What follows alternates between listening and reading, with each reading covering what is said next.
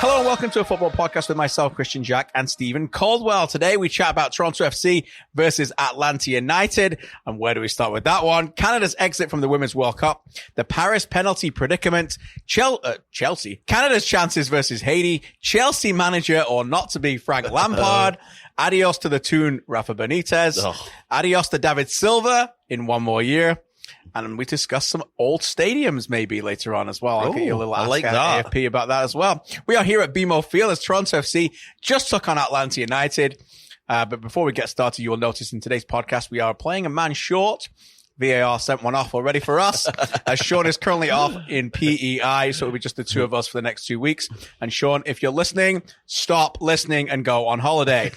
All right, let's get to the matches. Toronto FC 3, Atlanta United 2. First time in history, Toronto FC scored a goal inside the first 30 seconds.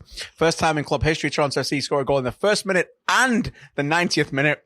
And usually in a game like this, they'd be the major stories, but they're not. No, VAR. The major story is, once again, 3 letters beginning with V. And you played hundreds of games. You've watched thousands and thousands of games. I played no games and watched thousands and thousands of games. And it's comfortable. We're both comfortable in saying that we have never, ever seen anything like that at the end of the game. No. Never. Where a final whistle goes. And you can talk about your feeling in a minute, but the final whistle goes and I have an objective at that moment to get Alejandro Pozuelo within 15 seconds for a live interview on TSN. So you're on the field. I'm on the field and Pozuelo's talking to me and he's staying with me. He knows he's coming. He's like, oh yeah, let's do the interview. And then you have to leave. I explained to him that, and everybody else is asking me what's going on, that there's a check coming down. And by the way, this is coming back. Yeah. So I'm hearing you. I'm seeing a replay. And they were like, no. I'm like, and then one player, I'll go unnamed because he doesn't know the rules. I don't want to embarrass him. He goes, game's over. They can't check. It's full time. I'm like, no, they can. Yes, they can. They can check. And of course, there's obviously frustration. And I've said this many times in the past, never being inside that pitch. But you've been there. I understand emotions are incredibly high at that point. The focus and determination of these high level pro athletes to get where they are is because of their focus. And so I understand emotions are riding high. So in the end, I was told by the official, much like everybody else, that we had to leave the field. Every other Toronto FC player, apart from Pozuelo, ran on the edge of the penalty box to ready for the P.T. Martinez penalty. Pozuelo weren't having it. He just stood by the bench with us. He just was done. He was not having it at all. And then the Gonzalo P.T. Martinez had an opportunity to score the winning penalty and hit it over the bar. Incredible. And then I don't think another whistle went. No, which I was waiting for because I actually thought he was going to have to take a goal kick, Westberg, and the whistle would go. But again, we're in uncharted territory, aren't we? You know what? He had essentially blown the final whistle. He had blown the whistle, yeah. But the restart for the penalty, did they need to blow the whistle again? I don't know. I don't even think Alan Kelly knew at that moment. Right. That man must be exhausted right now. It's very humid in Toronto tonight. He had an extremely difficult game for him. He made a few mistakes. And I think he's probably just slumped in his changing room right now, exhausted. Yes, I would imagine. So we don't think the final whistle went. The penalty sailed off into the Toronto sky, and there was incredible relief down by the bench that I was down at. Remarkable relief. I mean, who'd be a coach? Greg Vanney. I don't know if you saw the Bill Manning interview that I did pre-game, which I think is very interesting. Very interesting. Anybody wants to go watch that, go watch it, because it's anybody who's got any interest in TFC should listen to it. Because he was very open and honest. The questions were asked that needed to be asked. And look, I think it's clear and obvious that Greg Vanney was on the hot seat. And as much as they like Greg, that they needed to turn this around. And Bill Manning stressed that. So he knows that. Greg Vanney knows that. He's a pretty calm and collected guy. But all the decisions would keep going up and down. They get a penalty, then they give away another penalty. So in the end, he got 3 points. And the relief was very, very palpable. Yeah.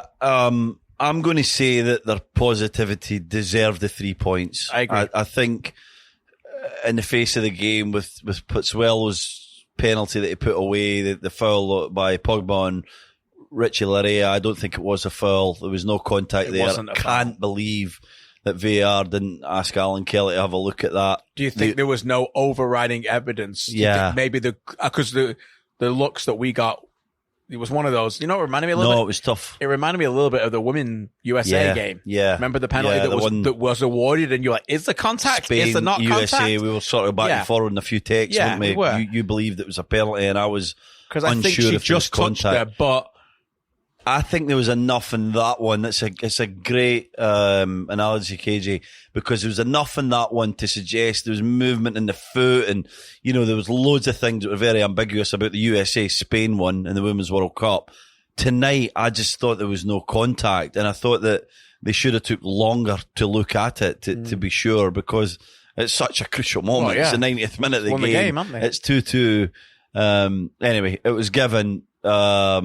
Potsuelo puts it away, and then up the other end, TFC just shocking marking, shocking defending. Gave away the free kick, silly, and then it was very central, and there was two sides of players, both the big guys on either side. Zavaleta went too deep. He played Gonzalez Perez on. He plays a nice little ball across.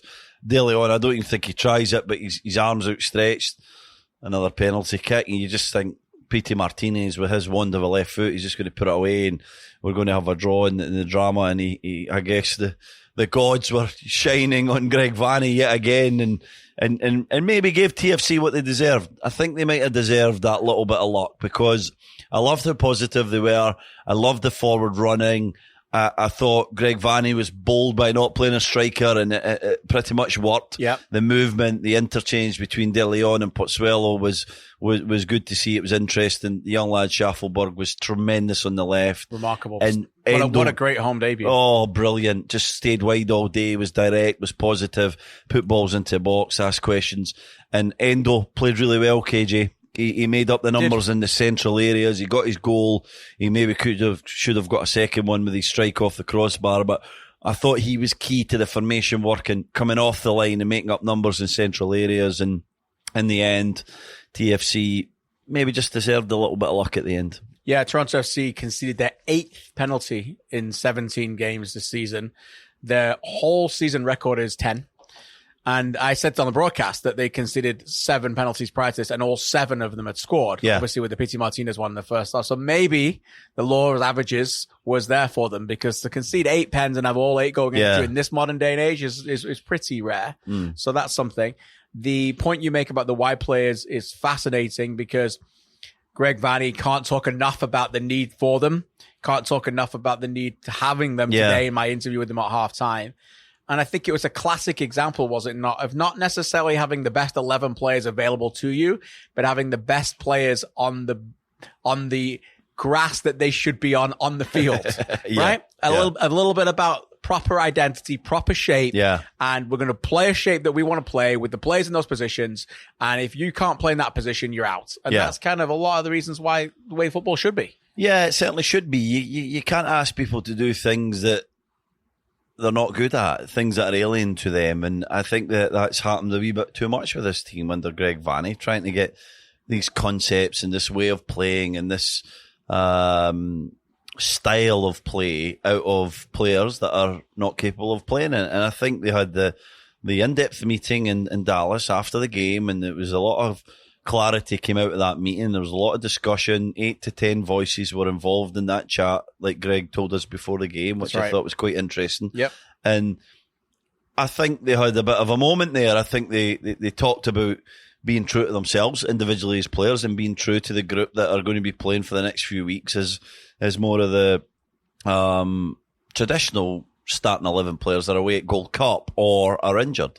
And they went out there tonight and they played like that, and I thought it was a breath of fresh air. They played vertical passes. They played it through the lines. Liam Fraser didn't think twice about playing a big diagonal or turning it in behind.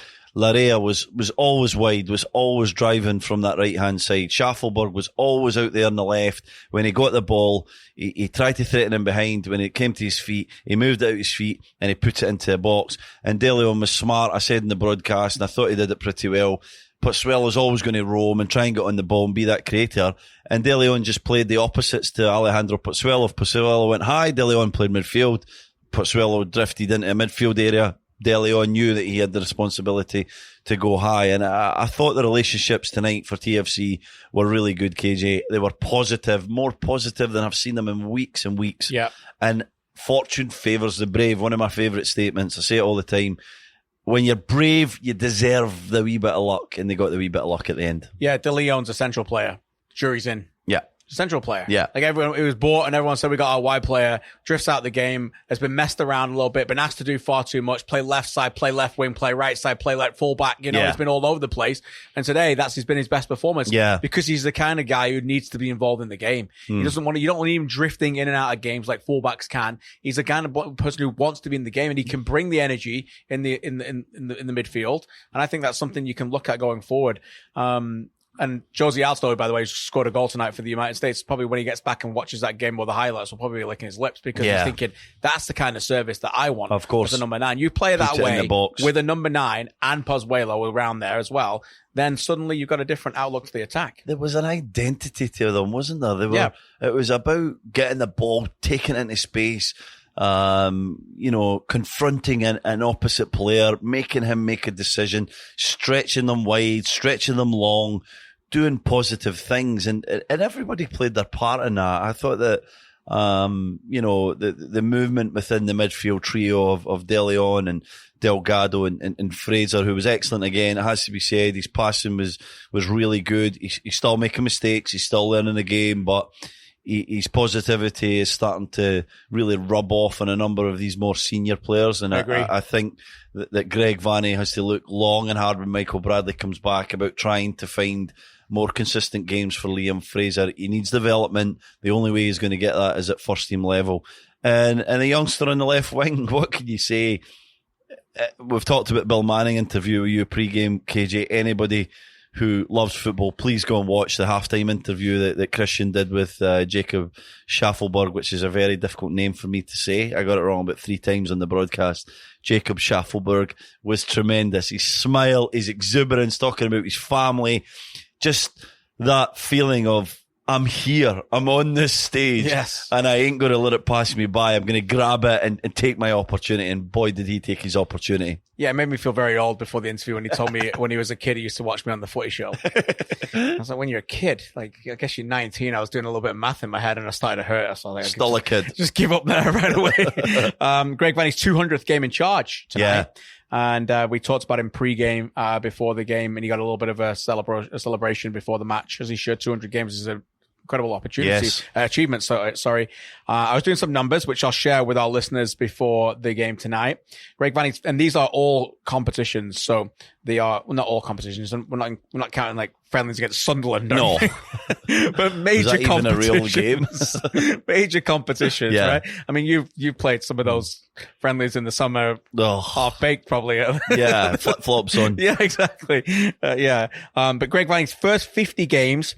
19 wins, 7 draws, 24 losses, 83 goals conceded, equivalent of 64 points out of 50 games in all competitions. The next 50 games, 51 to 100, 23 wins, 16 draws, 11 losses, 54 goals conceded in that, equivalent of 85 points.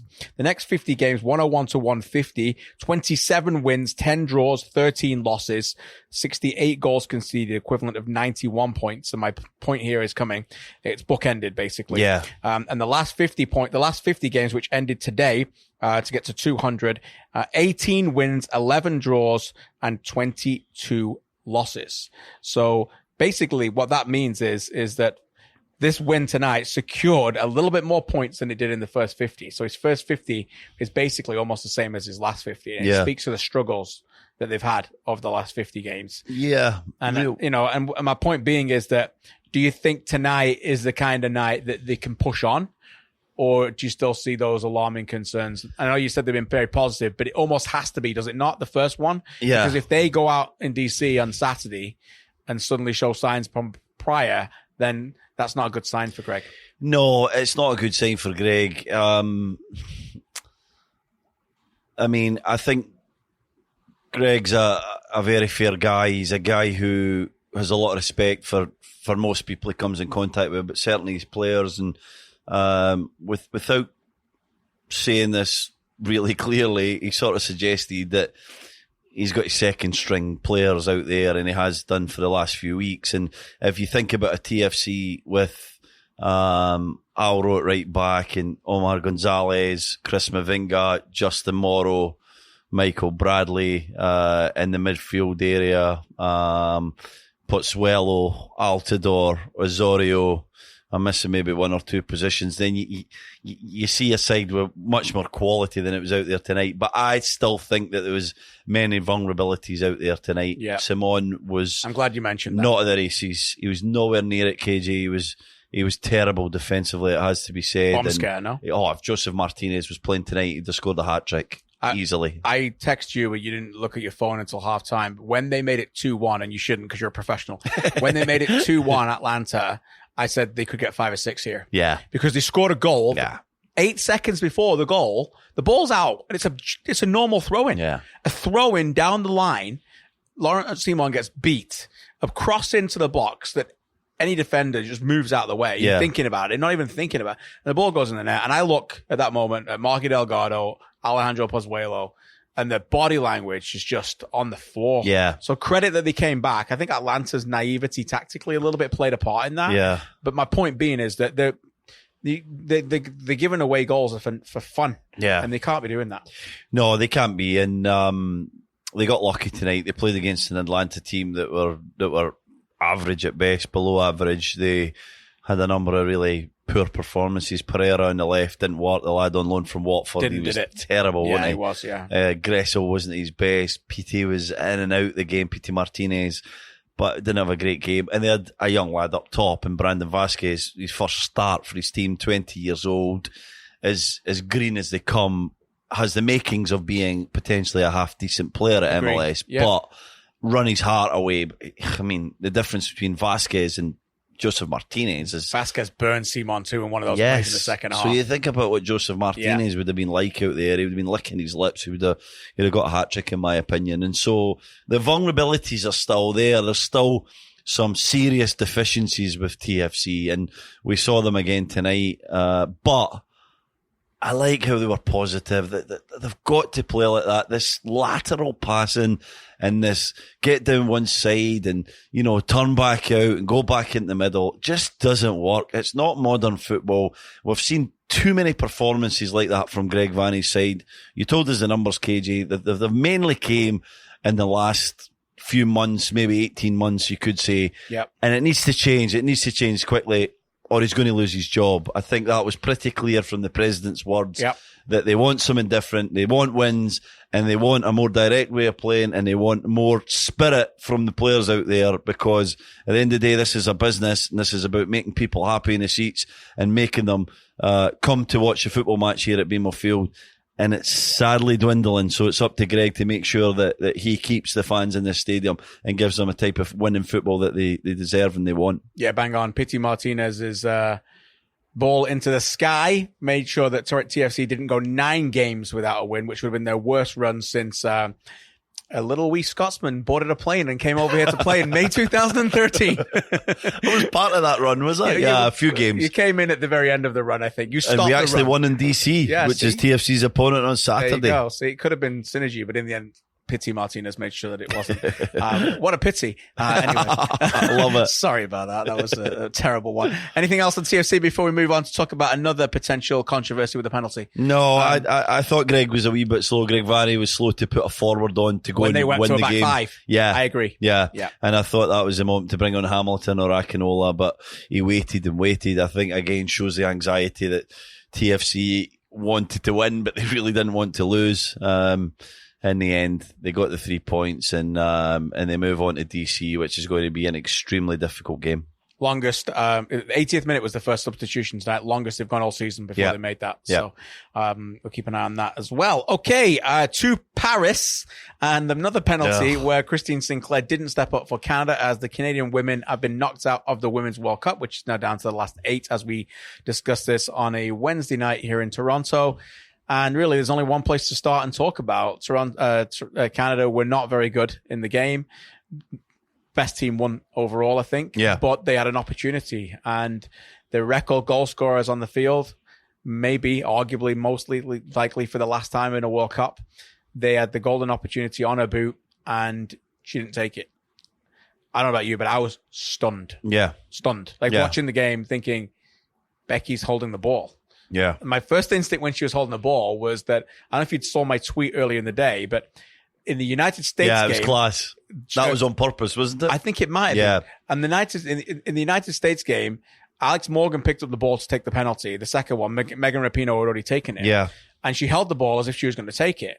Then they went to VAR and looking at it. Took a long time. She gave the penalty, and then Megan Rapinoe steps up. Now, Grant Wall has since reported that he thinks that the coaching staff overturned Morgan and said, no, Rapinoe's taking the penalty. Yeah. I'm not sure if that's true, but my thought and my observation was, anyway, regardless of that, is that going forward, the penalty taker shouldn't be standing on the spot for 4 to 5 minutes holding the ball, and that's how long it was. Yeah. Because there's a lot entering their mind. So let someone else hold the ball. Yeah. That penalty taker doesn't need to take it. When that review's going, you're holding the ball. Yeah. So when my first thought was that Becky got the ball, I'm like, oh, well, maybe they're just going to hang out here and it's some high-level thinking here. Yeah. No high-level thinking. And unfortunately, the Janine Becky was the one who took the strike. And I've heard all these takes about it being a good penalty. I don't think it's got anything to do with it. No. It doesn't matter that it was a good penalty. I don't care whether she'd smashed it into the top corner. We still would have had the discussion. How can Christine Sinclair not take the penalty? Can't believe it. Astounding decision by Christine Sinclair. A storied career that's been remarkable, that may even result in her becoming or probably should result in her becoming the all-time scorer in the women's game. I think she'll always be remembered for that moment of giving up that opportunity to take that penalty. How can she pass the ball to, I don't know, is Becky 22, 23, young girl who has tried so hard this World Cup and has had a disappointing World Cup, in my opinion. Janine Becky, she'll be back, she'll be better for it, but she's had a disappointing World Cup. She's tried too hard. She's been anxious to deliver, and so it's meant there's been a number of disappointing moments, in my opinion, from her performances. And so to give her the penalty at that point, some will say, oh, it's great team spirit, it's trying to kickstart her World Cup. Nonsense. It's the last 16 of a World Cup. It's a game where you're creating no opportunities and you get a chance from 12 yards to run up and put the ball in the back of the net, and you've got your all-time leading goal scorer, your captain, your taliswoman, the one who is normally assured from that spot as well. She took a lot of penalties in her career. I tried to find them. Right, okay. Yeah, she has. Lots of penalties. Put it in the back of the net, stand up and take the penalty. Yeah. She has to take the penalty. Couldn't believe it. I was astounded. I felt for Becky because I didn't get a good feeling. I just think the World Cups went like that for her. Lo and behold, she misses, and it was the only real goal scoring opportunity Canada had. The attack wasn't good enough to mount a serious threat or any kind of threat in this World Cup. And they go whimpering out, unfortunately, with that very controversial decision. I know you called it. I called it. Not with patting on my back, but I was watching it with the family, and I said, save goalkeeper's right. All right. I knew she's going goalkeeper's right. I never went that far. I just said she would miss. The World Cup she's had. In big moments, when they've never done it before, you go to your natural side. It's just that most of the time, okay? Yeah. It's not definite, but most of the time in a big moment, someone who's not taken a penalty before, they go to the natural side. Right-footed, right at the goalkeeper. Yeah. Left-footed, left of the goalkeeper. It's just the natural side, the natural decision to do it. Lindahl knew that to the goalkeeper. She's bouncing on the line. She was ready to go. Great save. I have an enormous problem with the coach. Details. You've got to get it right. Mm-hmm. And he said after the game, the brilliant Laura Dykin, my friend, and I talked to her about it, asked him the right question. Did you have a predetermined penalty taker before the match? Answer, no. The answer is no. We have 3 to 4 takers and they decide between themselves. I'm sorry. That's not good enough. Can't have that. You can't have that. And then that's not just me talking. You talk about, my obsession with penalties. I've talked to coaches about it for 20 years. Yeah. I did a radio spot this week immediately after the game. Jurgen Klopp, game against Fulham, right near the end of the season. James Milner comes on, right? Roberto Firmino is the penalty taker. Milner comes on. The whole team knows Millie's on the field. He takes my penalty. They knew. Yeah. They knew. Paul Pogba took a penalty earlier this season. Remember, Marino's in charge. Sanchez spit his dummy out and tried to steal the ball off him, didn't he? Yeah. Pogba said, no, I'm taking it. Mourinho said after the game, Pogba was given clarity at the start of the game to know he's my predetermined. So he was allowed to take control and say, no, I'm going to take it. So Sinclair should be given that. Now, if she says afterwards, I didn't feel right, this girl saved my penalty in an Algarve cuff, and I said to her, can you do it? That's different.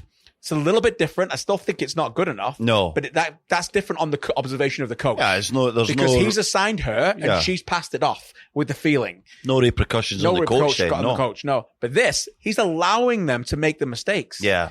There should be, in those moments, on a penalty kick right at the end of the game, you cannot be messing around picking and choosing who's going to take a penalty. Well, I played with Alan Shearer at Newcastle, and he always took the penalties.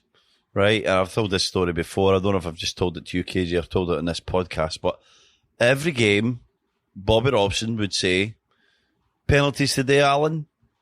And I used to think every time, what a ridiculous question. And Al would be, yep, every time. Every single time it was said in front of everybody within that changing room, Alan Shearer's taking the penalties. We all knew that. As if you could even get the ball off Alan Shearer in any situation. But it was just clarity from the coach. Right. He takes the penalties when you go out there. Everyone understands that. And that there's no arguments. Laurent Robert might be down the left, win the penalty. He can't grab the ball and take it. Shearer takes the penalties for us. And so I learnt that lesson then. And I do think it's something that every coach should do. But we're hearing more and more of it. We've heard Greg Vanny after a game here at BMO Field when Vasquez, Altidore and Javinko were all taking the penalties, saying, well, I don't know, it was between them and that. No. Clarity. He or she takes the penalties.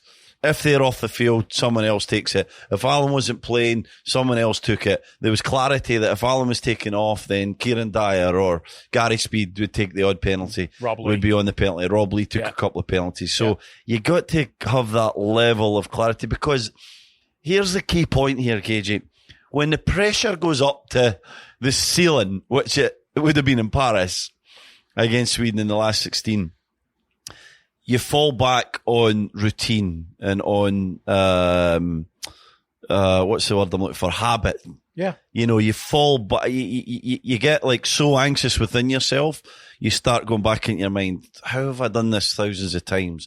And you start to go into your clear habits or your clear routine heading into the game. And that's why it's so clear. That's why it should be so sure who the penalty taker is, who takes the corners, who's in this position. When you're coming on the field, your coach will take you, it won't be the head coach, but it'll be the assistant coach will take you through. Here's where you stand in corners. Here's where you are in wide free kicks. Here's who takes the corners. Here's who you attack them.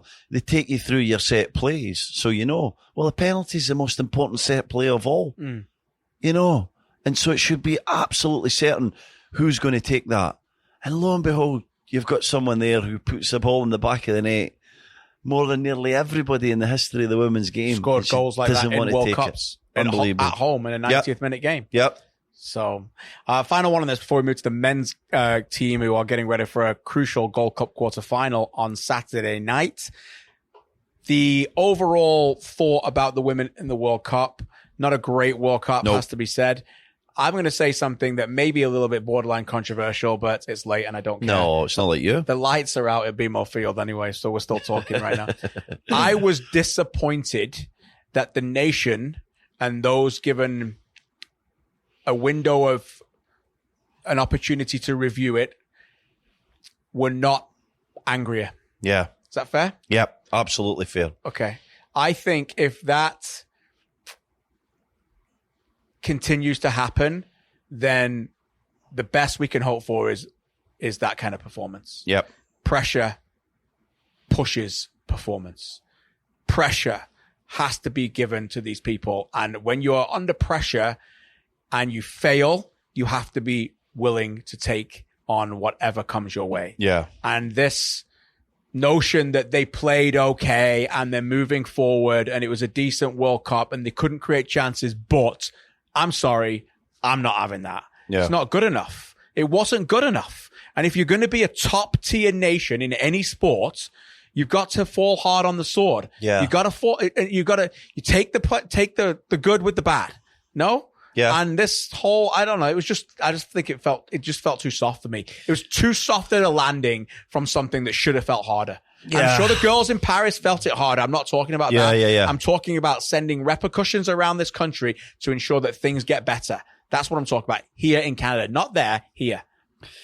Canada's one of the premier nations when it comes to women's soccer. They have been for a number of years. And so in that regard, questions should have been asked about such a insipid World Cup performance. And you're right, there wasn't enough asked to these players. And questions should have been asked of the 23 players in France, of the players coming through, of the system in general, because we've got to a stage now in Canada where we've had some success under John Herdman, previous World Cups, Olympics. We all know the numbers, the bronzes and this kind of thing. Chapping at the door, getting close. Well, now guess what's happening? Getting further away and further away and further away and slipping more and more into mediocrity. And so I think there should have been a big debate on what's going on with this national team. Why are we not producing better strikers? Why are we not producing a more fluid brand of women's football that we're starting to see from the Dutch and the French are playing it, the Germans, of course, the US are playing it, European nations, 7 out of the 8 quarterfinalists are from Europe. They're getting it right. They're spending money in their programme. They're getting the athleticism and the quality from the play. Girls that can shoot from the edge of the area and wonderful strikes and power and all this stuff. Yeah. You know, I've heard the girls in the panel say that, but there was nobody in Canada shirt that got the ball anywhere outside the 18 and you felt like this is going to go in the top corner. There was no real quality crosses into the box.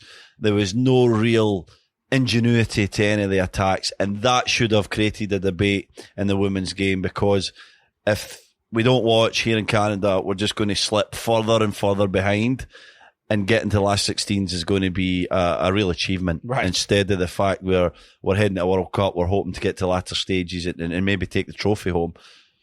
We'll get to hashtag AskAFP at the end of the show, but Mike asks, do you think now is the time for a women's professional Tier 1 league to be formed for the women in this country to develop and improve? Goes on to say that most of the top teams in the World Cup have that right now. Yeah, I don't think it'll happen, but I can see Mike's point. I think that it's up to Vancouver Whitecaps, Toronto FC, maybe some other cities to step up and try and get franchises in the NWSL. Great point. Okay, to the men's team who are in the quarterfinals of the Gold Cup and play Costa Rica / no, they don't play Costa Rica. Rip it up. They play Haiti. I say that jokingly because we all thought they were going to play Costa Rica, including me, who had like pages and pages of notes for them, which I you'll be prepared for the other quarterfinal that you're not doing. Not doing. People were like, "Oh, just keep your notes because they'll be playing them in the semis." Maybe I'm like, no, because if they play them in the semis, that means they've beaten Mexico. So all these notes are ripped up. Are all done anyway. All these notes of like Costa Rica, Canada's opponent for the quarterfinal, who 367 days ago took Brazil to the 90th minute in the World Cup before conceding, are rubbish all of a sudden. Yes. Breaking news. Yeah. Really poor. And we were texting each other back and forth during the Haiti game going, this could actually happen. And in the end, it did. Yeah. Haiti are Canada's opponents for the Gold Cup on Saturday night. Do not take them lightly. No. But what an opportunity for Canada to make a Gold Cup semi-final. Yeah, what a chance for Canada. Their play's been so exciting. Their relationships, their spacing throughout the field, their positive wide play. I think that's been a great theme for Canada.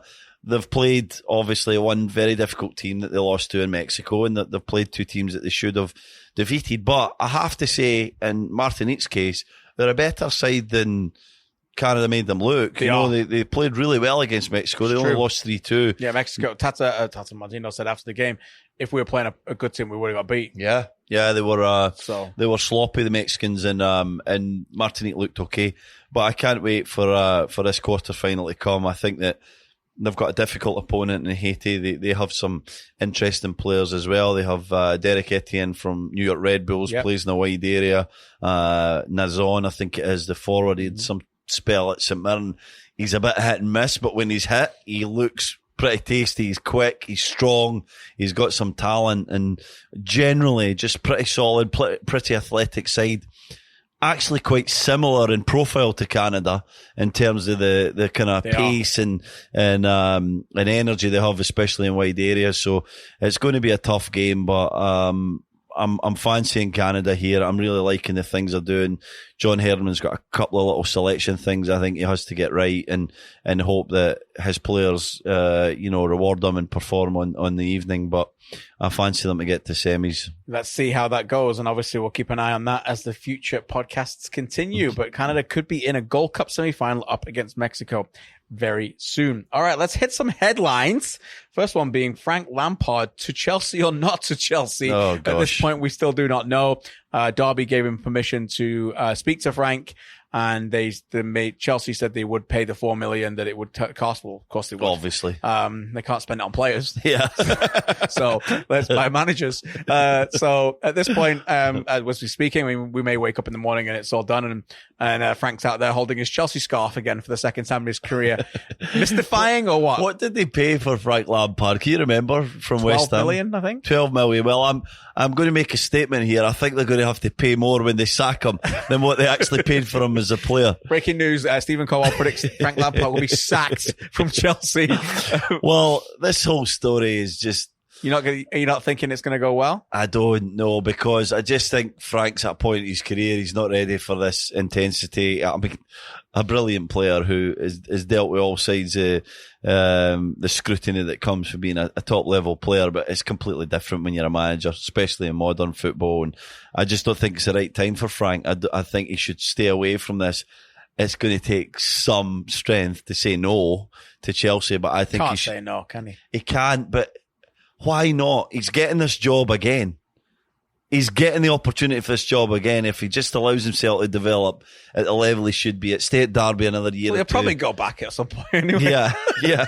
Probably manage him twice to do. That's true. To a Mourinho. It wouldn't surprise. I just think they need somebody way more prepared than Frank. And I'm not. Frank might be a world-class manager one day, he's not a world-class manager yet. And so I think they need somebody more prepared.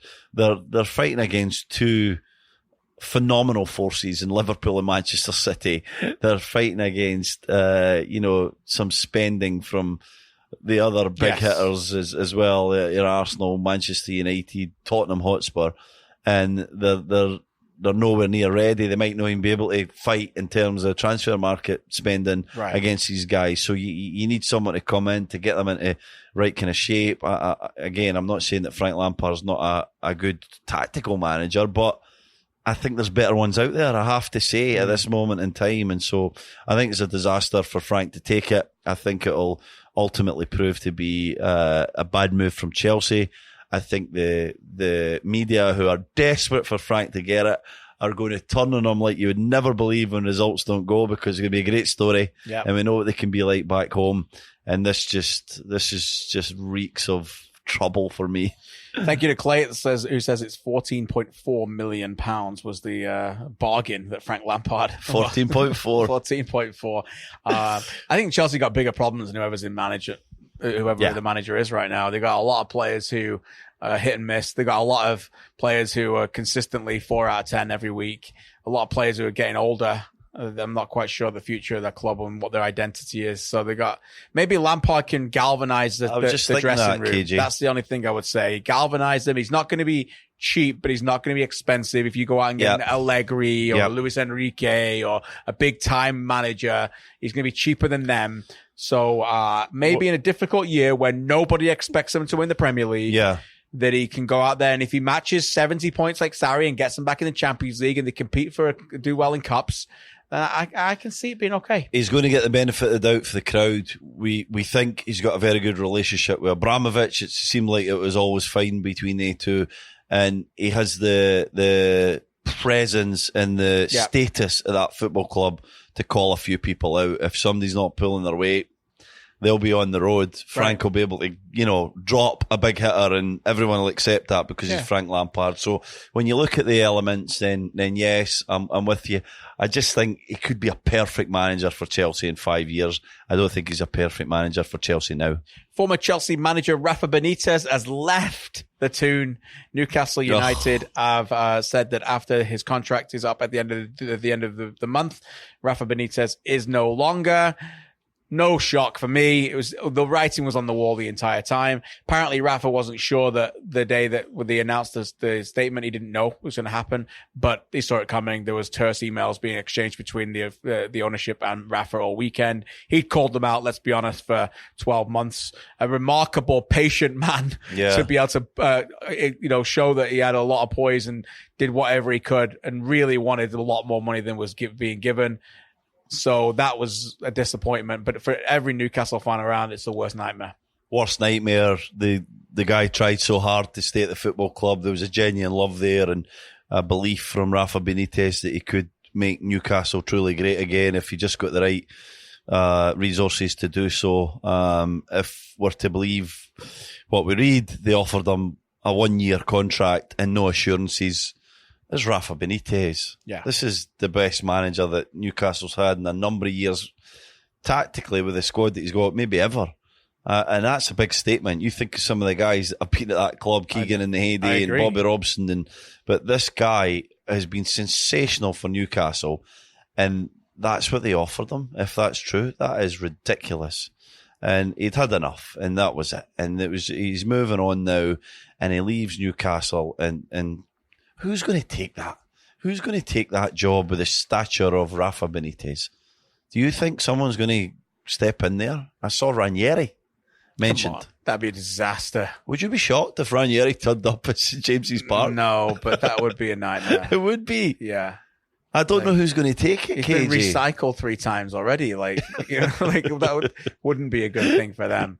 I don't know. I'd have to think about it. It's sad, isn't it? Yeah. It's a sad day for such a proud football club. Yes. A great football club. A club of the people. Yeah. For the people. That's what Newcastle's all about. It's about showing the people that you've got a bunch of players and a staff and a management core that care for what they want. And what they want is, yes, they want to win. Everybody wants to win. Only a few teams can win. What they want to see is entertainment, passion, commitment, and someone who will put everything on the line for that black and white shirt. And Rafa Benitez created a bunch of players that were basically in that mold, some of them more talented than others. And they had a manager who was tactically more astute than most in the world game. And they have an ownership who are diabolical. They have a management group that are diabolical, and it needs to change. There's going to be drastic things happening at St James's Park this year. Mark my words, these fans are going to rebel like we've never seen, because they're going to get a decision wrong with the next manager. And the only way that this guy actually leaves that club is through some drastic actions of nobody turning up to that stadium. Yeah, it's actually a really good case study in leadership, Rafa Benitez, because he did a remarkable job of basically telling the world that his players that he had weren't that good, but then telling his players that you guys can go out there and give it everything for me. And then they did. Yep. And he also, as I said earlier, wanted so much for that club that he tested their resolve and patience. And in the end, they had to let him go. But he did it without incredible expectations. He wasn't asking to sign, Alvaro Morata. No. He knew that he just wanted decent players that he 30 million. That he knows, because of, he's a smart, intelligent man who knows the profit rate, what you can get as a Premier League club. He knows that if you want to go buy him, you can buy him. Newcastle's got the allure. They've got Rafa. And if you wanted to spend the cash, 52,000 every week. Exactly. You could have spent the cash. And he knew that. So he wasn't asking for the moon. He was just asking for a realistic package, and they never give it him. And now they've lost him. And that's really sad. Really sad. And we've all been there. We've all been there where we work for people who you think, I care more about this company than you do. Yeah. And it's the most frustrating thing in the world. But you just got to keep going and going and going. And eventually you can't, unless they match that love and care that you provide. In the end, it's just an untenable relationship. It comes to an end. Yeah, it has to come to an end, because you have your brand to think about and your reputation. And that's what happened with Rafa. That's what he had to do, didn't he? When you're at a club, a company, whatever job you're in, KJ, if your passion and drive for excellence and standards are not matched by essentially your bosses, then in the end, you get so frustrated that you have to walk away. You have to go somewhere to an environment that allows you to grow, develop, to prosper. And sadly, that's what happened with Rafa. And he gave them every opportunity. I mean, really, if he didn't care as much as he did, he'd have been gone a long time ago. Oh, he would have walked. He called them out and gave them every opportunity to just give them that little bit of funds, that little bit of commitment to go and take Newcastle from, just above the drop zone, struggling away to maybe top half of the table, potentially even just pushing for Europe. And they couldn't even give him it. And now they're going to get their comeuppance, mate. Wait and see. Well, Evan asks on #AskAFP, will it ever be fun to support Newcastle ever again? Poor Evan. He's a big Newcastle fan, obviously. Yep. You can feel his pain. I can tell it in your voice. I really can feel his pain. I know they people, they deserve better. And they don't, they're maybe like what we're saying with Rafa with the transfer funds. They don't want the world, KJ. No. They're not like, well, I'm not going to say other teams. I was going to there. It's late and I'm tired. And they're not like other teams where they demand and they want more and they expect more and they have this self-righteous way. Newcastle fans just want effort. They just want a group of players that they can chat about in the pub on Saturday night and Sunday and during the week when they're at their work. That's, what about him? What about the way he worked hard? What about his performance? It's all they want. Yep. And they want a manager that they know is going to organise them in the right way. And now they've lost the manager. Let's hope they don't lose that spirit of the players. Chris asks, what is the immediate future for the Toon? Well, I think we've answered you. We don't know. The immediate future right now is nothing but doom and gloom, I'm afraid.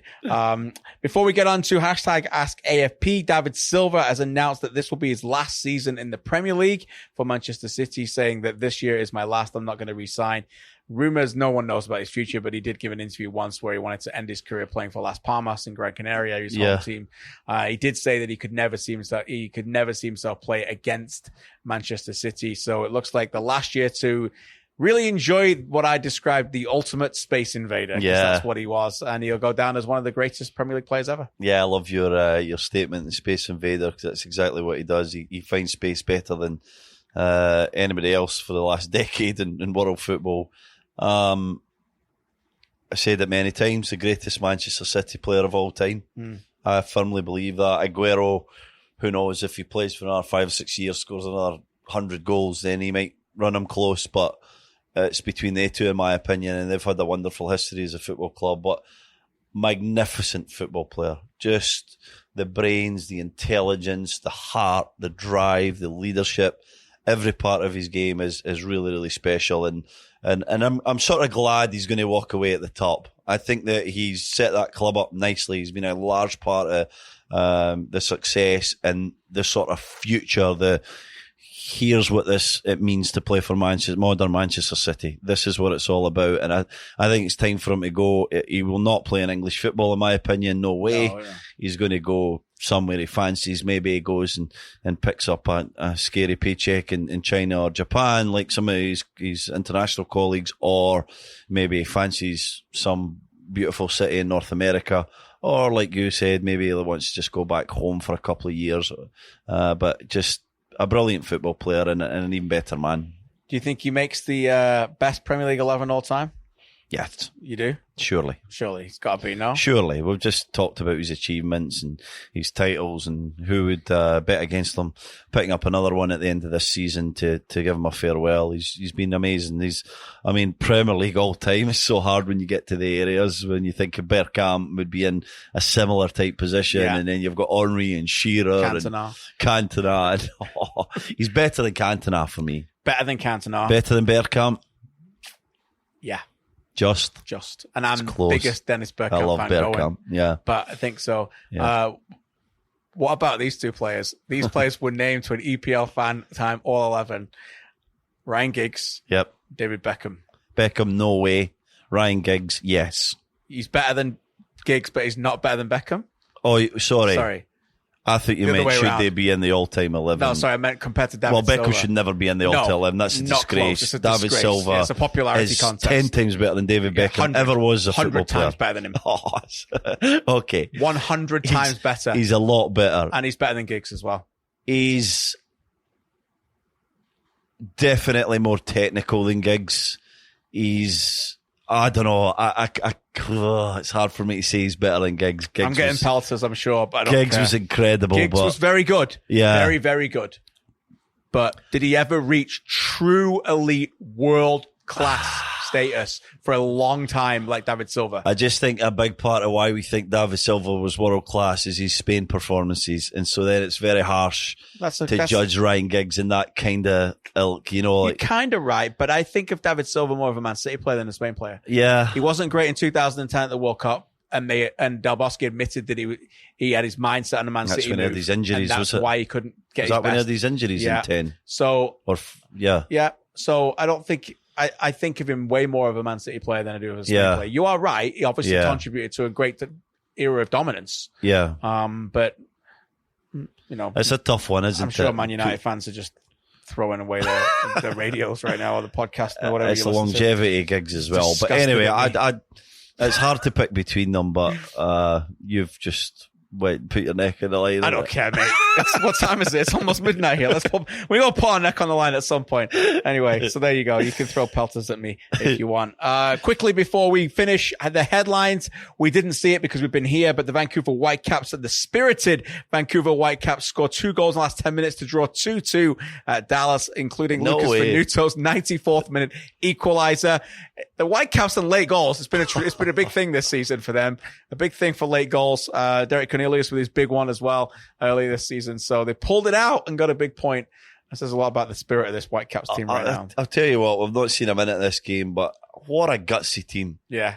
And a team that are, I'm going to be polite and say limited with talent. Yeah, and they're missing some of their best players. And they're missing some of their best players, but, you know, they've went and picked up another draw after what was a decent point on Saturday when they're behind again, you know, and I'm thinking of the late-ish Andy Rose goal in Colorado that Luke and I called, where they needed to win that game. They're a gutsy team. And a large part of that's down to Marc Dos Santos, who is scrapping and scraping and finding a way to pick up results to keep his side within touching distance of potentially the playoffs in the West. And that's pretty impressive to see that. I think it'll stand him and them in good stead as they try and bring in more quality, but they need more quality. They're not good enough when it comes to that, but you have to admire the spirit. Amazing. Yeah.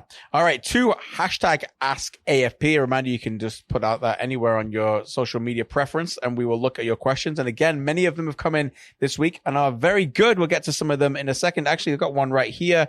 John asks, San Siro is rumored to be demolished. Yes. What stadium do you love that is no longer around? Oh. Have you played in any of the stadiums? Well, I've been on the bench in the San Siro, and it is a remarkable stadium.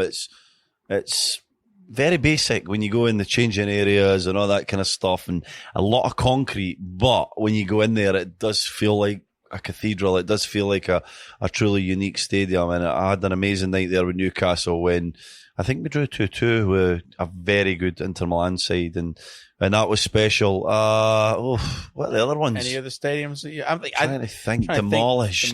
Highbury. Yeah, Highbury was a great one. There you go. Played there a good few times. Yeah.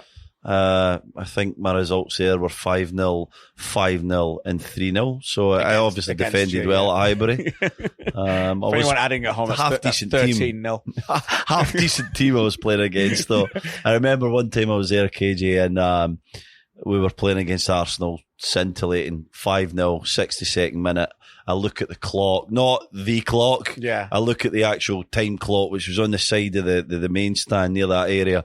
62 minutes, and I thought, how the hell am I going to get through the next 28 minutes without conceding another goal? And you did? Next thing I looked at, I did, don't know how. And next thing I look up and I see Wiltord, and they had Henri Canu, and I think they brought on Bergkamp and Wiltord, and I'm like, oh gosh. It gets to this stage. So a great team, a great stadium to play in, but never came close to a victory there. No, you did not. Never mind. Some great stadiums I've been to, often in other sports. I've been to a lot of old baseball stadiums that were around. Speedway was big fan of Speedway when I was a kid. I went to Bellevue Speedway. They had an amazing track there. Bellevue was great. I went to the Dogs there once. Yeah. That's that was the new one, and then that's now since been replaced as well. But before the Dogs was this incredible old speedway track. I spent many hours there as well. Sam asked, how far behind the US is Canada when comparing the men's teams? I feel like we could chat for 45 minutes about that. We don't have time right now for that.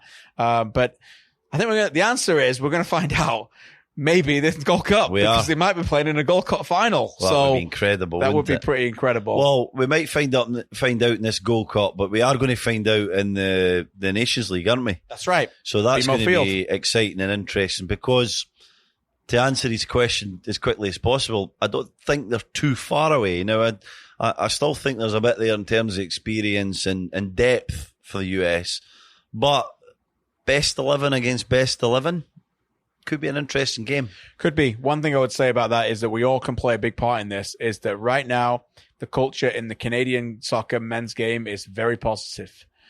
That is not the case in the US soccer. Yes. Not positive at all. You got a new manager.